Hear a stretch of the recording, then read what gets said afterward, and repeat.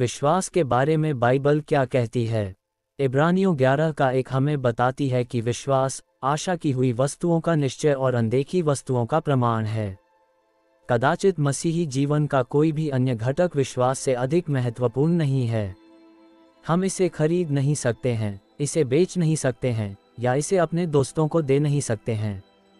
इस कारण अब मसीही जीवन में विश्वास क्या है और विश्वास क्या भूमिका निभा रहा है। शब्दकोश में विश्वास को ऐसे परिभाषित करता है, किसी व्यक्ति या किसी वस्तु पर भरोसा, भक्ति या विश्वास, विशेषकर तार्किक प्रमाण के बिना करना। ये साथ ही विश्वास को ऐसे भी परिभाषित करती है, परमेश्वर के प्रति विश्वास और भक्ति का होना। विश्वास के बारे में बाइबल में बहुत कुछ है और यह बहुत ही अधिक महत्वपूर्ण है। वास्तव में यह इतना अधिक महत्वपूर्ण है कि विश्वास के बिना हमारे परमेश्वर के पास आने के लिए हमारे पास कोई स्थान नहीं है और उसे प्रसन्न करना अनहोना है। इब्रानियों 11 का 6। विश्वास एक सच्चे परमेश्वर पर वास्तव में उस पर देखे बिना विश्वास करना है।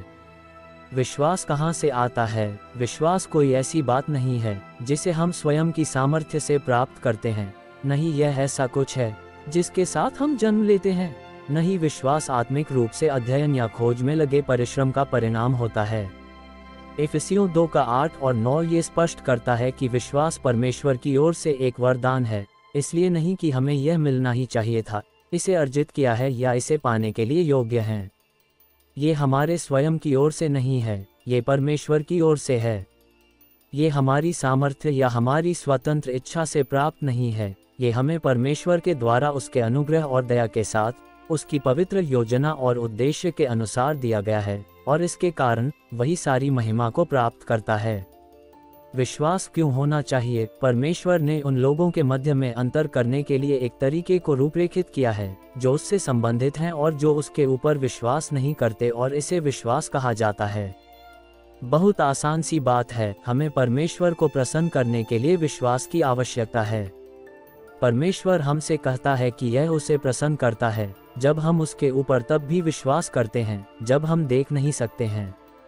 इब्रानियों 11 का 6 का एक मुख्य अंश हमें ऐसे बताता है कि वह अपने खोजने वालों को प्रतिफल देता है। ऐसा कहने का यह अर्थ नहीं है कि हम उसके पास कुछ पाने के लिए आते हैं, तथापि परमेश्वर उन आज्ञाकारी और विश्वासयोग्य लोगों को आशीष देने के लिए प्रेम करता है। हम लूका 7 का 50 में इसके एक आदर्श उदाहरण को देखते हैं। यीशु एक पापी स्त्री के साथ वार्तालाप करने में व्यस्त है जब वह हमें इसकी एक झलक दिखाता है कि विश्वास इतना अधिक प्रतिफल लाने वाला क्यों होता है। तेरे विश्वास ने तुझे बचा लिया है, शांति से जा। उस स्त्री ने यीशु मसीह में विश्वास के द्वारा भरोसा किया और इसका परिणाम प्रतिफल में हुआ। अंत में विश्वास ही ऐसी बात है जो हमें अंत तक संभाले रखती है, विश्वास के द्वारा ये जानते हुए कि हम अनंत काल के लिए परमेश्वर के साथ स्वर्ग में होंगे।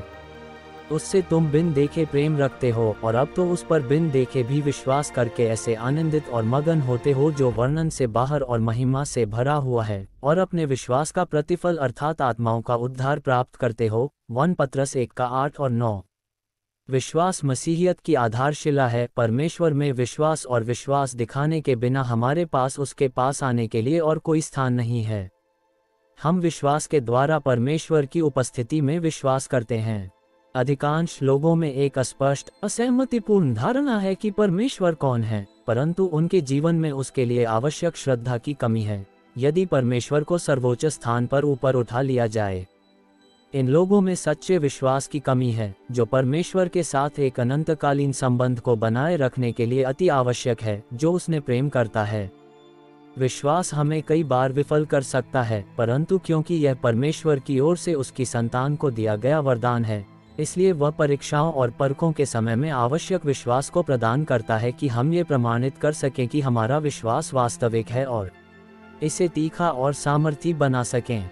इसलिए ही याकूब हमें पवित्र आनंद के ऊपर विचार करने के लिए कहता है, क्योंकि हमारे विश्वास के परखे जाने से धैर्य उत्पन्न होता है और यह हमें परिपक्व बनाते हुए उस प्रमाण को प्रकट करता है कि हमारा विश्वास वास्तविक है। याकूब 1 का 2 से 4। परमेश्वर इस वचन के पढ़े और सुने जाने के द्वारा आप सभी को आशीष दे।